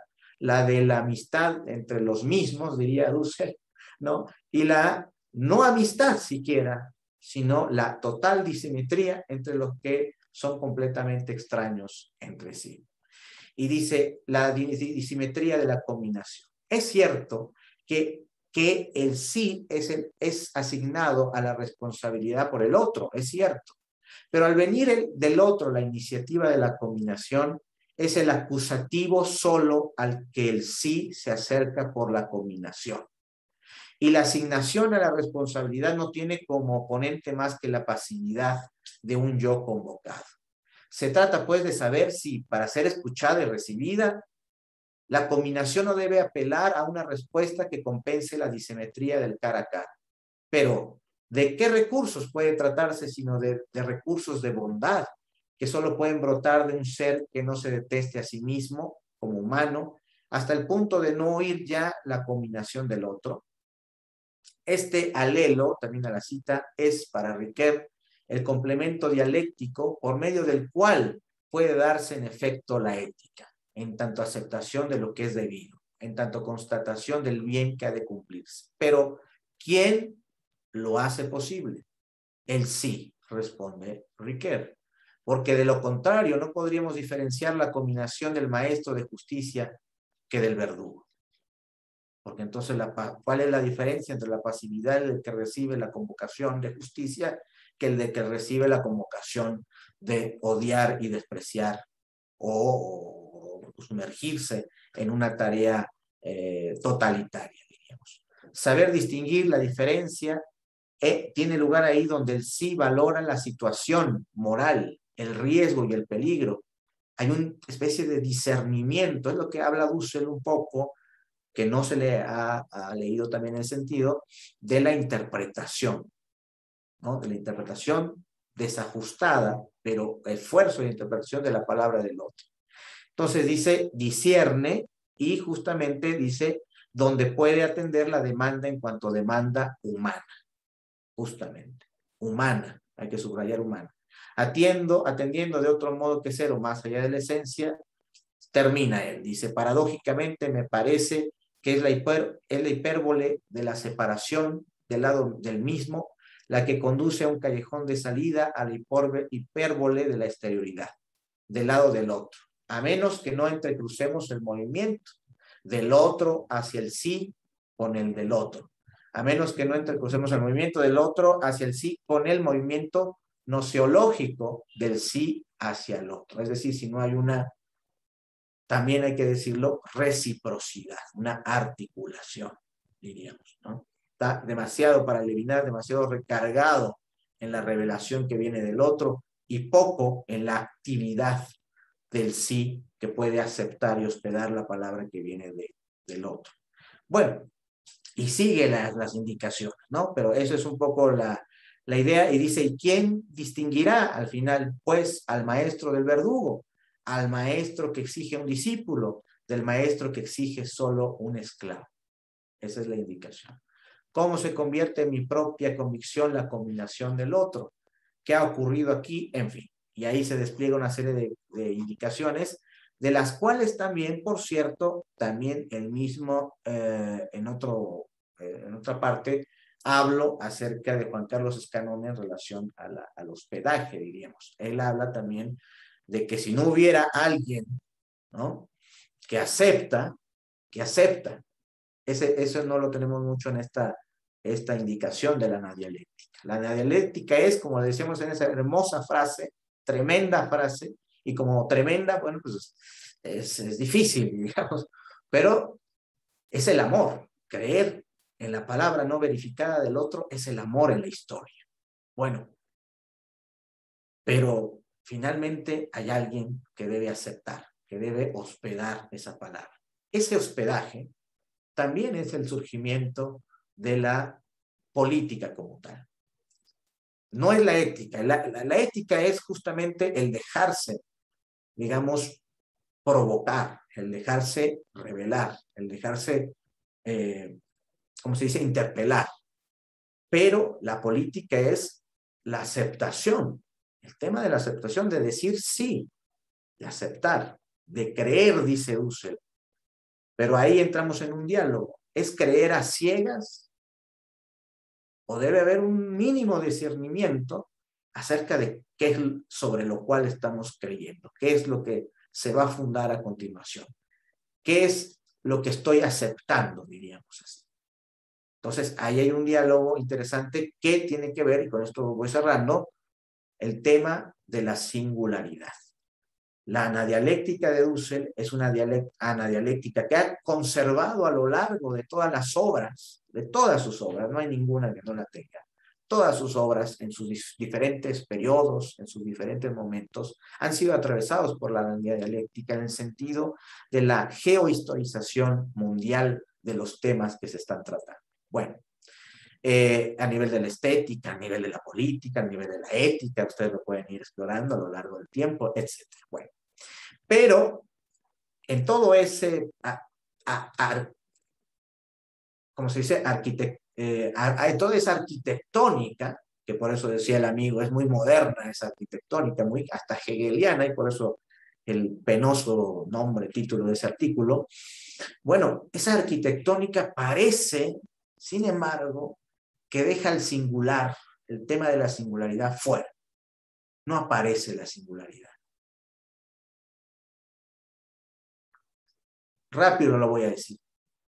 Digamos, ¿qué es lo que posibilitaría que las personas ahora, no los santos, no los mártires, ¿verdad?, no los buenos, sino las personas ahora en nuestro nuevo momento histórico, político, acepten la interpelación, acepten la revelación del otro, que puedan dejarse, ¿no?, a interpelar por la demanda de justicia, diríamos, desde el rostro de las otras, de los otros. ¿Cómo se logra el hospedaje? Bueno, si esa pregunta no es resuelta, no esperemos mucho de lo que viene, porque si creemos que unos cuantos lo vamos a resolver en nuestra propia inercia, porque pues, hemos leído estos temas, porque creemos que tenemos una ética a la altura de las circunstancias, porque consideramos que podemos, que tenemos la fuerza, el talante, el vigor vital, existencial para lograr la lucha, bueno, será siempre de unos cuantos. El asunto es cómo lograr el hospedaje, la aceptación en los que no están en la misma línea, en el mismo proceso de, como dirían aquellos y aquellas hace unas décadas, de concientización. Quienes no tienen esa conciencia, ¿cómo se logra la conciencia de esas subjetividades? ¿Cómo se logra la renovación, la apertura de esas subjetividades, de esas singularidades? Justamente en el Diplomatura de Filosofía y Liberación, de la que hablaba Nadia, un compañero está desarrollando una psicología de la liberación, un poco en diálogo con García Baró, que propuso eso de la psicología de liberación, pero cuando me lo expuso, no voy a decir quién, pero cuando me lo expuso, realmente tenemos problemas, porque me lo expuso de una manera que, claro, la conciencia, eso se decía en aquellas décadas, la conciencia desideologizará la estructura de dominación y por lo tanto obraremos, ergo tendremos la voluntad de obrar políticamente, adecuadamente. Bueno, eso en un momento determinado se decía. Ya no se puede decir eso de la misma manera. Ya no se puede decir. Ya estamos décadas después de eso. Ahora hay que atender el sufrimiento, el dolor, pero el dolor de todas las personas, todos los seres humanos. De los que decimos que están fuera, pero también de los que decimos que están adentro. De todos los seres humanos. Cómo el capitalismo ha generado en nosotros perturbaciones psicológicas, mentales, emocionales, que hacen peligrar incluso nuestra vida, que la hacen peligrar todos los días. en las formas de la violencia que tienen lugar en la vida social, diríamos, en la vida que tenemos en común. En unos países más, en unos países menos, en fin. Pero ahí está, diríamos, el sofocamiento, la violencia, yo le llamo la fragmentación de la subjetividad. Dussel y toda esta generación trató con una subjetividad no fragmentada, sino totalmente, diríamos, unificada, tremendamente autoritaria, ¿no? Firme, incontrovertible, inmocionable. Pero ahora estamos del otro lado, de subjetividades fragmentadas, débiles, ¿no? La debilidad, diríamos así, que ronda en el mundo, que no logra vínculos duraderos porque hay hipocresías, porque hay egoísmos, porque hay manchas que no se terminan de quitar, ¿no? de limpiar, porque hay fanatismos, porque hay preocupaciones, porque hay una serie de tramas que sufre la gente, que vive la gente, perdón, que no son atendidas. Y siempre el peligro con la dialéctica, en este sentido, me parece, con esto cierro, es que si no atiende la singularidad en su consideración más primera, más cercana e inmediata, que es la singularidad del que tiene nombre o el que no la tiene, porque ese otro que se dice todavía es un poco hiperbólico, ¿no? Porque es el pueblo, en el fondo, para Dussel. Es el otro como el pueblo, en este caso, latinoamericano. Pero yo, aunque lo asuma de mi maestro, tendré que decir, como una objeción, o digamos una indicación más que objeción, que de ese pueblo todavía tenemos que llegar más al corazón, diríamos, más a las entrañas de la vida de las personas, hasta el fondo, diríamos, de las personas. Que no nos quede un ámbito de indiferencia, ¿no? De rencor, de malas jugadas, de desánimos, porque parece que esas jugadas y desánimos están en todos lados. Está plagado esto de verdaderamente tremendo. Bueno, pero ¿cómo llegamos al corazón? ¿Cómo llegamos a motivar? ¿Cómo llegamos a tener relaciones sinceras, auténticas, ¿no? Esa para mí sería ya el faltante, el restante de la anadialéctica, porque si no, pues sí corre el riesgo, diríamos, de que el movimiento de nuevo pasa encima de las cabezas y de los cuerpos, pues, de la gente, ¿no? Que la gente muere, tiene un nombre, a veces sabemos su nombre, a veces no, muere en el silencio más amargo, en la indiferencia, ¿no? Y no son atendidos, no son escuchados, no tienen voz, nadie les tiene nada para ellos. Son números, son estadísticas. Hoy estuvimos más o menos en el proceso revolucionario, pero las personas, bueno, ya hicieron lo que tenían que hacer. Creo que no. Creo que hay que repensar la dialéctica, la luz urgente de una preocupación por la singularidad a un nivel más radical. Eso también lo podemos hacer a buen tiempo. Pero bueno, estas fueron unas indicaciones, perdón un poco por la exageración también, ¿no? De algunas cuestiones, pero me parece que es oportuno, era oportuno decirlo, y sobre todo en un seminario de anadialéctica, al que le demos a nuestro profesor Enrique todo nuestro aprecio y reconocimiento, pero faltan cosas, como ustedes podrán ver. Bueno, seguimos entonces. Gracias.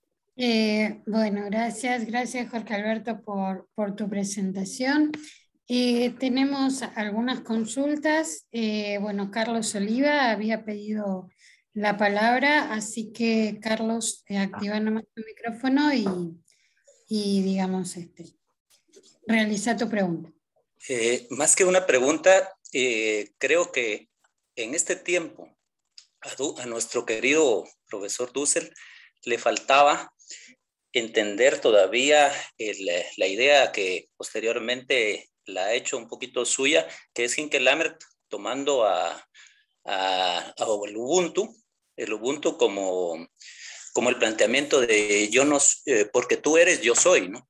Pero nosotros en Mesoamérica y como vecinos ahí de los compañeros mexicanos, tenemos pueblos que son utomayas y utoaztecas en el sentido que una síntesis en alguna medida y tienen una idea mucho más interesante que cuando el pensamiento semita tenía la idea del prójimo como es próximo a mí, pero lo entiende como un otro y realmente no hay un otro que sea completamente otro.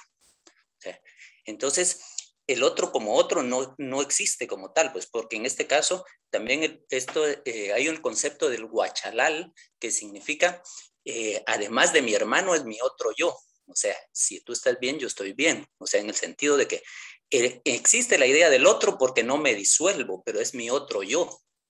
Y entonces este concepto ya es analéctico en el sentido que es la complementariedad. Y la idea de la complementariedad, al contrario de la dialéctica, al menos de la dialéctica helénica como no la planteaban, en el sentido de que el otro es opuesto, unidad y lucha de contrarios. Y acá en el pensamiento mesoamericano, y se atraviesa desde los inuit hasta los mapuches, o sea, hay el planteamiento del buen vivir, aunque se llame de otra manera, es la idea de la complementariedad. O sea, en este caso el hombre y la mujer no son opuestos, son complementarios. Y los abuelos también son parte de.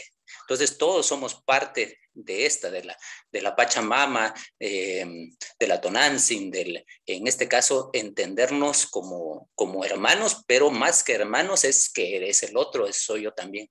Esa es la parte que creo que en ese momento todavía Dussel estaba un poquito contaminado por ese pensamiento del levinasiano, que recordemos que Levinas y casi todos los judíos reaccionaron, incluyendo Frankfurt y demás, reaccionan contra el pensamiento alemán nazi y como que lo toman de una, no explícitamente, sino implícitamente, de la lucha por botarles el fundamento a ellos. Y entonces Levinas nunca veía como un hermano, como un otro yo, a un nazi. Entonces él sí lo veía como un otro, como una exterioridad completa. Entonces el otro nunca está completamente lejos de mí, porque si no ya no seríamos humanos. Solo hasta ahí.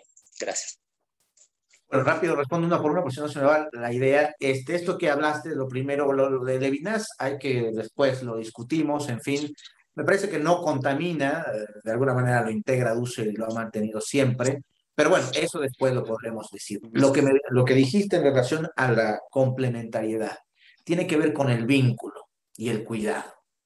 Son nociones que por lo general ni en la filosofía griega, y vamos a ver si estaban trabajadas en la filosofía cristiano-semita, ¿no? Están indicadas, pero sí están indicadas en esta parte nuestra, ¿no? El tema en el samaritano que te da, en este caso, ahí sí es, entonces él es más hermano, pero siempre es un otro como afuera.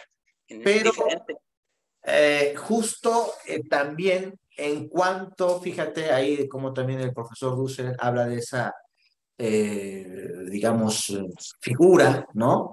El que está fuera del camino, pero como una figura de crítica a la totalidad. Como yo decía, está fuera del camino, ¿no? Su filosofía está fuera del camino porque es una crítica, es una metáfora, por decirlo así, que cuestiona la irracionalidad y la insensibilidad del sistema con respecto a las necesidades humanas. Pero todavía es abstracto. No es el cuidado, diríamos, de la atención a lo que se dice, a lo que sufre la otra persona, a cuáles son sus carencias, claro, conflictos internos, lo que al necesita. negado, al oprimido, etcétera. Pero recordate que en este sentido Bueno, hay una totalidad con mayúscula que va a englobar todas las totalidades minúsculas. Entonces, si entendemos esa totalidad mayúscula, decimos todos estamos incluidos en ese universo como Dios. Dejemos a otra participación, pero sí, vamos por ahí, Carlos. Bien, bueno, sí. ¿Alguna otra consulta, comentario?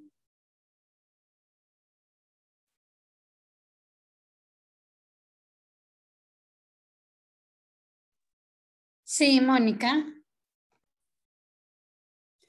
Hola, buenas noches a todos, todas y todes. Bueno, yo lo que estaba preguntando al principio tenía que ver con que me parece que en el tomo 2 de Para una ética de la liberación latinoamericana habla no de todo, pero de lo que estuviste comentando, Jorge. Esto de lo analógico, de lo analéctico, el método, ¿no? Sobre todo cuando habla del método para la ética de la liberación, me parece que es similar a lo que dice en este otro texto. Esa era mi consulta. Y bueno, la otra, nada, es que me parece, digo, a lo mejor es una crítica, una crítica hacia excelente el trabajo de Dussel, siempre me parece excelente, pero de algún modo me parece que había como una cuestión idealizante en tu discurso, digo, respecto de que parecía como que estábamos buscando ser buenas personas. No digo que esté mal ser buena persona, pero me parece que a donde tenemos que ir es a otro lado, mucho más crítico, mucho más hondo, que tenga que ver con no con la posibilidad de que alguien se concientice, porque todos y todas tenemos conciencia, a eso digo. Me pareció muy idealizante esto de mezclar de tal manera el tema religioso, ¿no? No porque piense que esté mal, insisto, sino porque me parece que, como decía Carlos, lo que tenemos en nuestra América es mucho más potable de lo que tiene el eurocentrismo en torno a pensar la ética y en torno a pensar a las alteridades también, ¿no? Eso, nada. Gracias. Gracias, Mónica. Y justo no, era lo contrario, ¿no? Si pareció eso, pues fue o fue un problema, digamos, de la exposición. Pero no, justamente mi idea es, digamos, primero exponer un poco las indicaciones del profesor en relación a quién es el otro para él.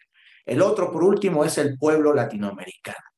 En principio, si es un singular, es el pobre, le dice él, pero en su máxima expresión es el pueblo doliente, sufriente latinoamericano, ¿no? El pueblo oprimido latinoamericano. Bueno, yo lo que digo que justamente en el lado de lo que está diciendo es que eso, digamos, todavía parece pasar por arriba de los cuerpos y de las biografías de las y los singulares.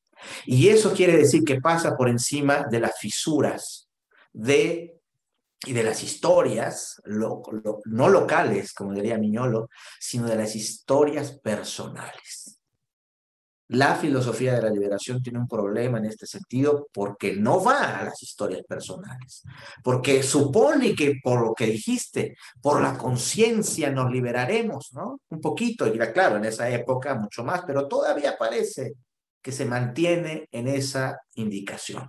La conciencia, se decía con García Baró, Miguel García Baró, o el mismo Dussel, o la misma generación, la conciencia nos liberará, la conciencia nos hará libres. No la verdad, sino la conciencia, porque la conciencia desideologiza, ¿no? La estructura de dominación y por lo tanto podemos ver y por lo tanto, ergo, podemos actuar.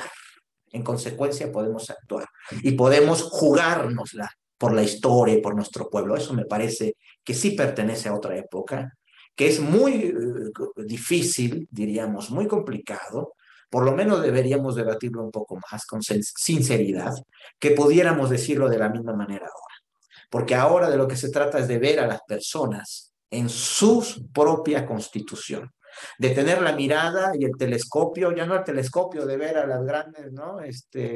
Nebulosas y otros planetas, sino ni el microscopio que va a lo micro, sino otro aparato, otra manera de ver lo que pasa con las personas y su propio desarrollo.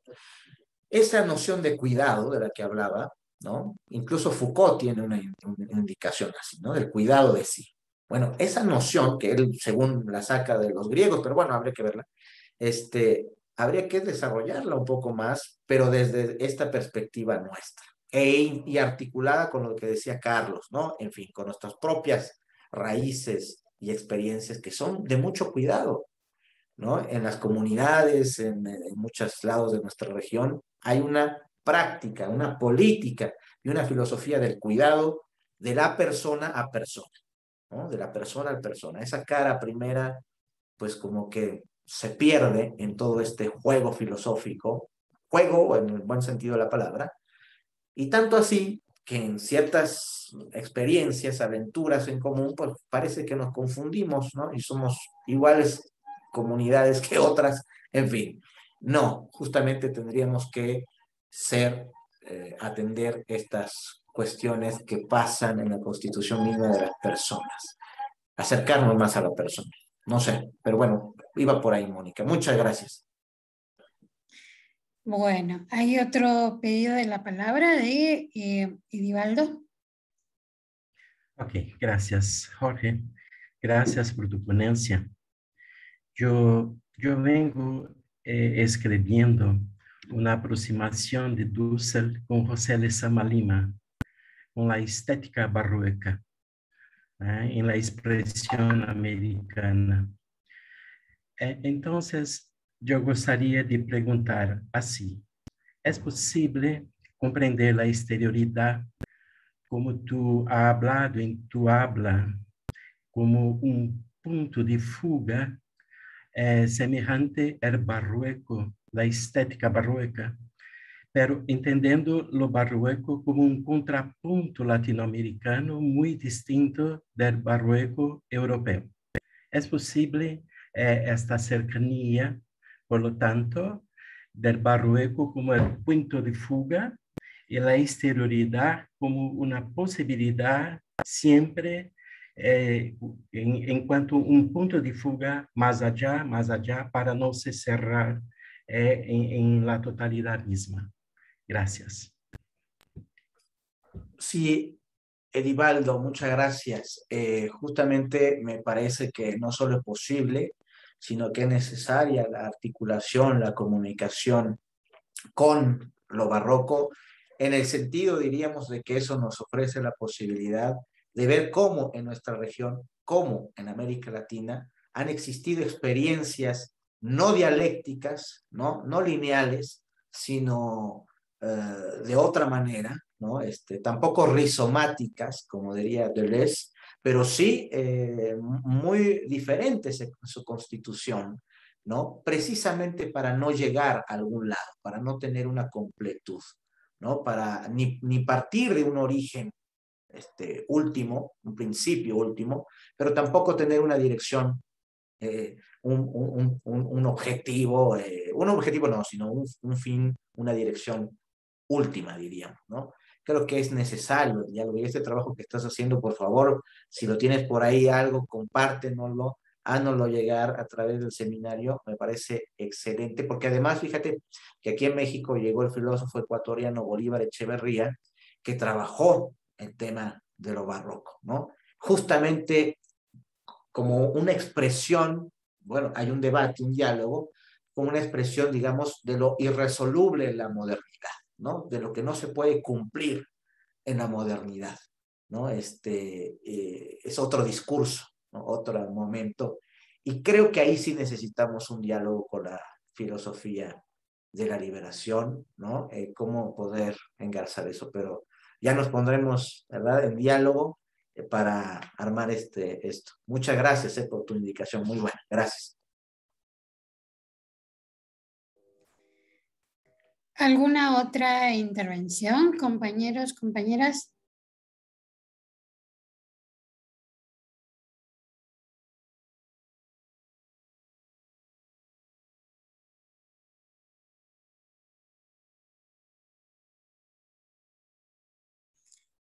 Juan, levantaste la mano. Juan Carlos, no.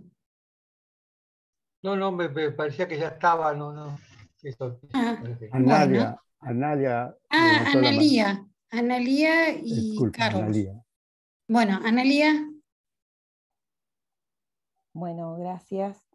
Gracias, Jorge Alberto, por tu presentación. Y simplemente lo que pensaba, les comparto algo que me genera esto que presentaba Jorge, y pienso en una nueva subjetividad, un nuevo sujeto estamos planteando, estamos necesitando crear a partir de este camino que se abre con la anadialéctica, ¿no? Pienso en cómo sería ese sujeto que ya no es el sujeto, o no es una subjetividad autopoética al estilo de René Descartes, sino que es una subjetividad que es fluyente, relacional, porque no se constituye a sí misma, sino que es en la presencia de ese otro, ese otro, además, ¿no? Que necesita para ser, ¿no? Entonces, para ser, y además pienso que es una subjetividad que al ser fluyente está en proceso continuo. Entonces, me pregunto cómo pensar hoy lo que aún no es, pero puede ser, digamos. Por eso esta cuestión de futuro también me llena de incertidumbre, porque pienso, ¿no? Cómo pensar ese futuro también a partir de una subjetividad que está en un fluir constante, y que además siento también que es una subjetividad que puede ser analfabeta de su propia historia, y analfabeta también de una ética, porque también Dussel me parece que está proponiendo una nueva ética fundada en otros principios. Más o menos Jorge ahí nos dio algunos elementos que, bueno, queda todavía mucho camino por recorrer, me parece también. Pienso en lo que Katia nos ha ofrecido en la otra sesión, pero bueno, me llevo un poco pensar sobre una nueva epísteme necesitamos para este nuevo sujeto que se está gestando, o que intentamos gestar desde la filosofía de la liberación, ¿no? Un sujeto que no va a ser autopoético, sino que va a ser relacional, con diversas dimensiones, no ya ese sujeto cartesiano, ¿sí? Solo centrado en lo inmaterial, sino que esta nueva subjetividad va a estar, me parece, fundada, en principio podríamos decir, no solo en una conciencia histórica, que insisto, desconocemos y bastante, por lo menos los latinoamericanos, y pienso en la ética que necesitamos seguir desarrollando para esta nueva subjetividad. No sé, esto es más o menos lo que me hace pensar Jorge con su presentación. Gracias por ceder la palabra. Muchas gracias, Analía, por estar presente, y en fin, me parece que es una provocación grande la que haces en relación a nuevo sujeto que requerimos no solo pensar, sino construir en conjunto, porque además en esa época en la que formuló Dussel sus primeras indicaciones, había una verdadera gran efervescencia, un gran ánimo, diríamos, de que el sujeto, ese sujeto que era el pueblo, ¿verdad? Del que no solo nos habla Dussel, sino varios otros pensadores y pensadores en esa época, ¿no? La figura del pueblo como el gran sujeto histórico del cambio. Bueno, todavía lo sigue manteniendo el profesor Dussel como pocos, pero me parece que en eso hay que integrarle una noción de subjetividad, también como lo que decía nuestro maestro Juan José Bautista, ¿no? La cuestión de la subjetividad que tiene que ver con la persona, como lo que decía Paul Ricoeur acá en su libro, ¿no? Sí mismo como otro, la persona, la que hospeda la palabra.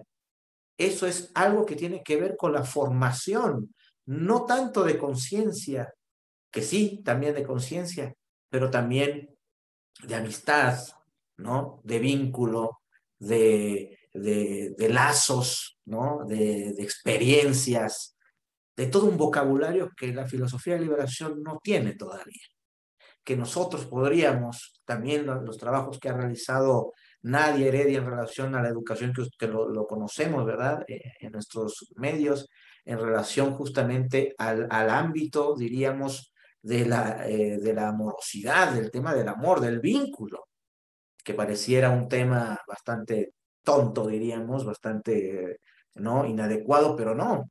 Diríamos, si no hay ese mínimo de comunicación, si no, digamos, si no se entiende la subjetividad en la que estamos, como fragmentada, contradictoria, difícil, que está en conflicto constante, no solo consigo misma, sino con los demás.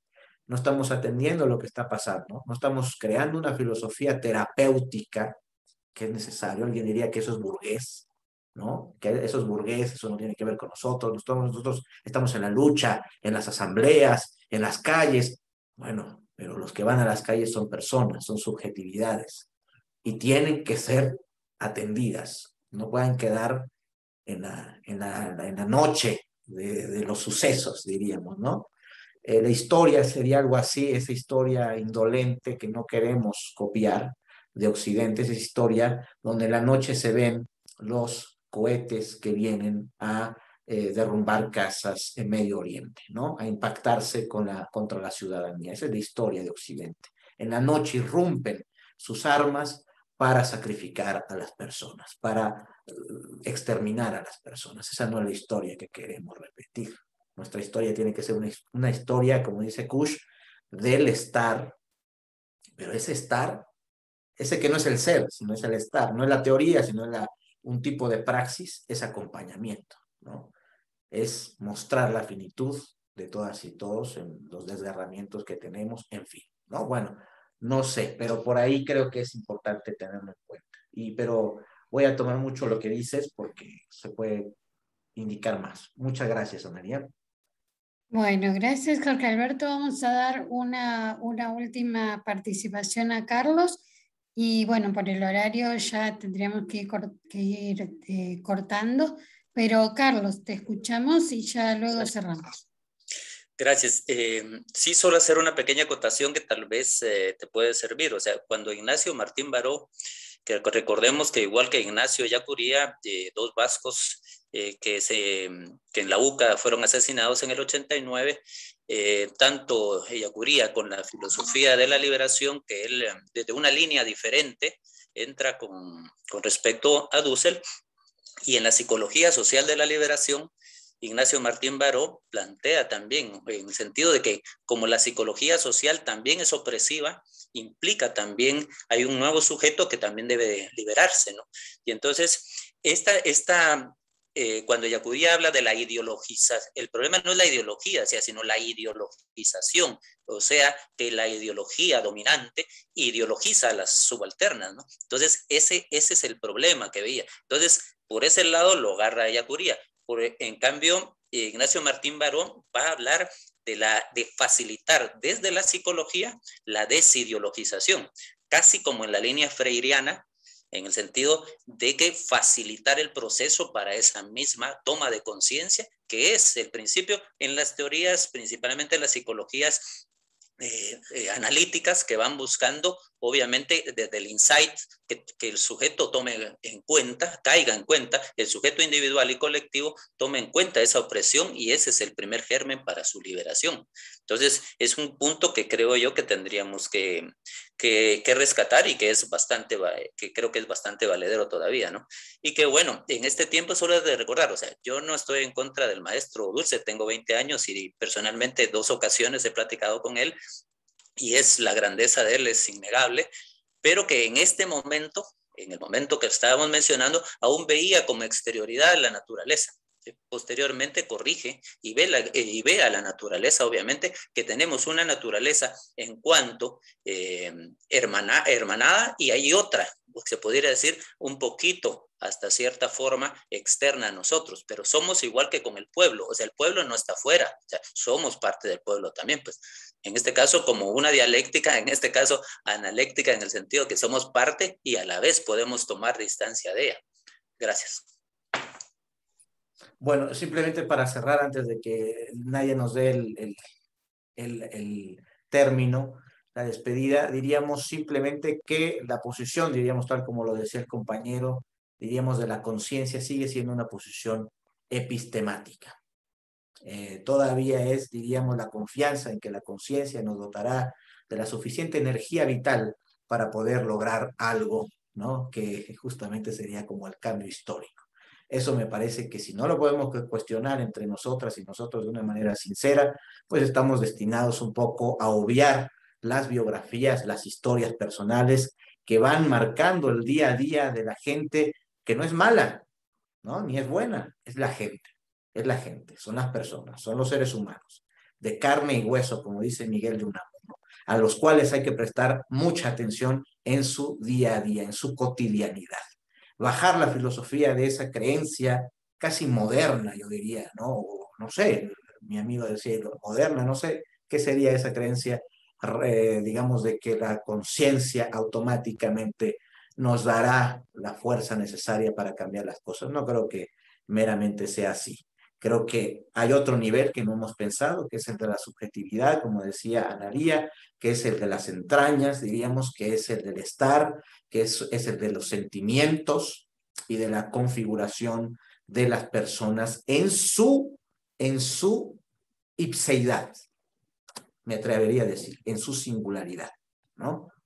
Que le hace únicas e irrepetibles, pues, para la eternidad. Por eso también el tema de las ausencias, ahora que en la COVID seguramente tenemos personas que se nos han ido.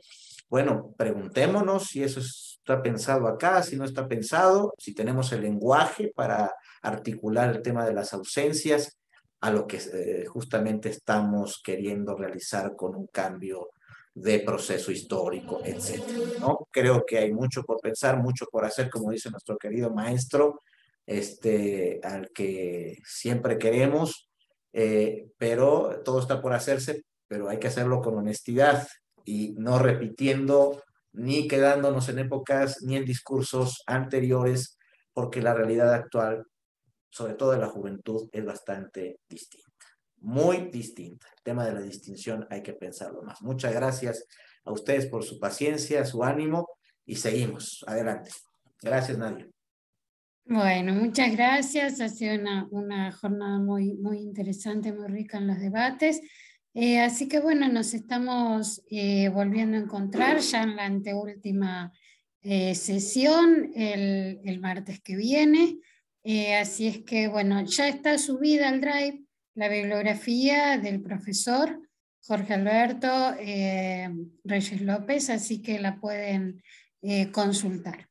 Por cierto, Bueno, una cosita se me olvidaba, sí, nada más. dale. Les compartí, Nadia, este librito de la analogía está en francés, pero digamos es de los pocos ejemplares que quedan de un profesor que se llama Philibert, luego con Barón, me equivoqué el nombre también, de psicólogo, pero aquí es Philibert Secretan, que justamente la analogía, y aquí habla de la dialéctica en Dussel, pero sería muy bueno, ahí como recomendación quizás, que a través de nuestra universidad, de nuestro querido Enrique del Percio, quizás podamos lograr una traducción de este libro o ver una edición, ¿no? Española, en fin, porque es muy interesante lo que se dice aquí ya hace algunas décadas, pero bueno, nos puede ayudar. Ahí se los comparto por lo menos en PDF. Gracias. Buenísimo, muchas gracias. Nos vemos el martes que viene. Gracias, Jorge Alberto. A ti, Nadia, gracias.